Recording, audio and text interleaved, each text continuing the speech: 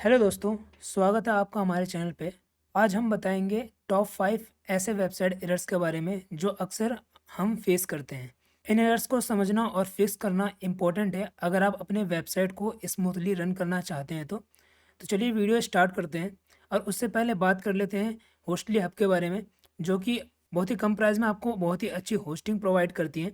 यहाँ पे आपको इनकी प्लान्स में 50 रुपये पर मंथ से लेकर के आपको 500 रुपये पर मंथ के प्लान्स देखने को मिलेंगे, जिसमें आप वन वेबसाइट से लेकर के टोटल 50 वेबसाइट तक होस्ट कर सकते हैं।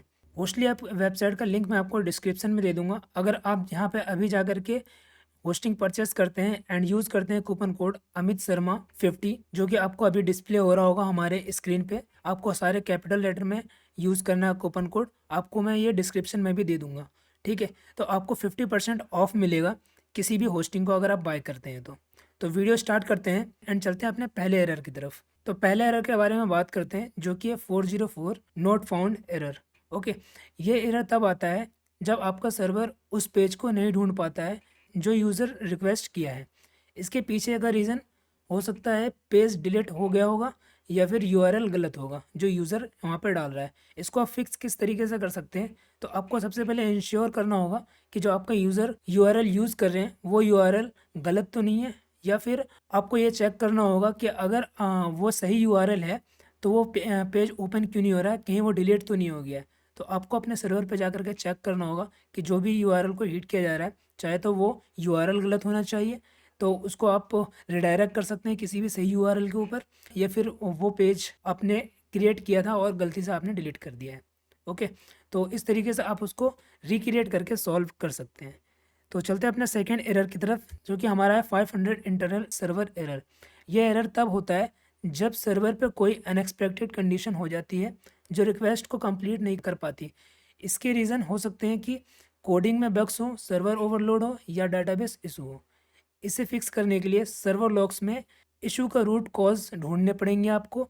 और अगर आपको कुछ भी समझ में नहीं आ रहा तो आप सर्वर को रीस्टार्ट कर सकते हैं। इससे भी बहुत बार होता है कि आपका ये इशू सॉल्व हो जाता है।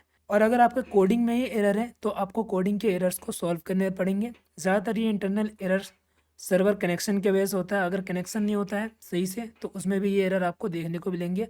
और बहुत बार ये आपको PHP वर्जन की वजह से भी इशू ये देखने को मिलेंगे, ठीक है। तो इसको आप इन सब चीज़ों को ठीक कर सकते हैं। ओके, इसके बाद चलते हैं नेक्स्ट 403 फॉरबिडन एरर। ये एरर तब होता है जब सर्वर रिक्वेस्ट को समझ लेता है लेकिन आपको एक्सेस देने से मना कर देता है, यानी कि वो आपको एक्सेस डिनाई कर देता है। तो इसका रीज़न हो सकता है कि आप इनकरेक्ट पासवर्ड डाल रहे होंगे, या फिर आपको इनकरेक्ट जो भी आपका ऑथेंटिकेशन है वो आप गलत डाल रहे होंगे। तो इसको आप सही कर सकते हैं कुछ चीज़ें सही करके।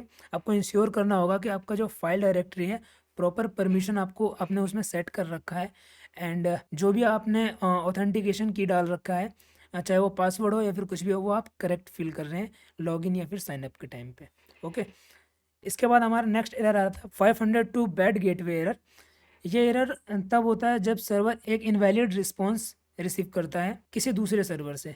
ये प्रॉब्लम हो सकती है सर्वर ओवरलोड या नेटवर्क इशू की वजह से, ठीक है। तो इसको सॉल्व करने के लिए इंश्योर करें कि जितने भी सर्वर है सारे आपके सही से चल रहे हैं। फायरवॉल सेटिंग चेक कर लीजिए अपना कि वो कहीं से ब्लॉक तो नहीं हो रहे, ठीक है।